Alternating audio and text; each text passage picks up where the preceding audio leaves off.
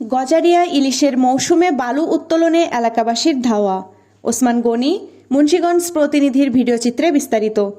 মুন্সিগঞ্জে গজারিয়া উপজেলা ইলিশের প্রজনন মৌসুমে বালুমহল থেকে বালু উত্তোলন করতে গিয়ে এলাকাবাসীর তোপের মুখে পড়ে ইজারাদার প্রতিষ্ঠানের লোকজন।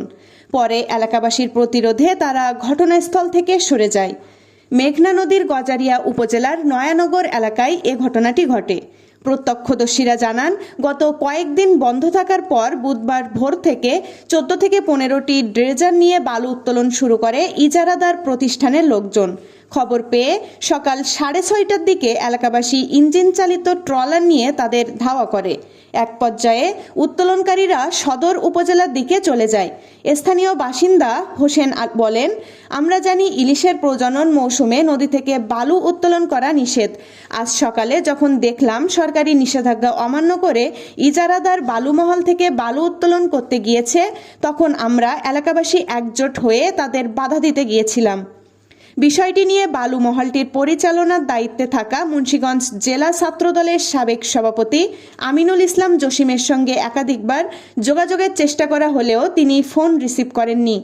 এ বিষয়ে গজারিয়া উপজেলা মৎস্য কর্মকর্তা মোহাম্মদ আব্দুস সামাদ বলেন, ইলিশের প্রজনন মৌসুমে বালুমহল থেকে বালু উত্তোলন করা সম্পূর্ণ নিষিদ্ধ ও দণ্ডনীয় অপরাধ। কারণ এই সময় বালুমহল থেকে বালু উত্তোলন করলে মা ইলিশের নিরাপদ প্রজনন ব্যাহত হয়, যা সামগ্রিকভাবে মৎস্য সম্পদকে ক্ষতিগ্রস্ত করে। মেঘনা নদীর গজারিয়া অংশে একটি বালুমহল আছে। ইলিশের প্রজনন মৌসুমে সেটা যেন বন্ধ থাকে, এ ব্যাপারে সচেষ্ট রয়েছি আমরা। গজারিয়া উপজেলা নির্বাহী কর্মকর্তা মোহাম্মদ আশরাফুল আলম বলেন, এমন একটি খবর পাওয়ার পর আমি সহকারী কমিশনারকে ঘটনাস্থলে পাঠিয়েছিলাম। তবে ঘটনাস্থলে যাবার পর বালু উত্তোলনকারীদের পাওয়া যায়নি। মেঘনা নদীর গজারিয়া অংশে একটি বৈধ বালুমহল আছে। আমরা ইজারাদার প্রতিষ্ঠানকে ইলিশের প্রজনন মৌসুমে বালুমহল থেকে বালু উত্তোলন বন্ধ রাখতে বলেছি। আমি বিষয়টি নিয়ে আমার ঊর্ধ্বতন কর্তৃপক্ষকে জানাবো। AB news desk report.